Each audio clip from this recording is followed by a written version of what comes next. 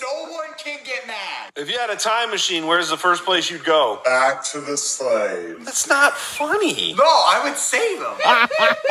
The whitest kid in the world is going to be the savior of the slaves? I'm the chosen one. Hear me, black people. I'm here to save you. Follow me. By the way, guys, in like 100 years, you guys create like this genre called rap. Then some white dude is like so much better than y'all at doing it. You might want to put a stop to that.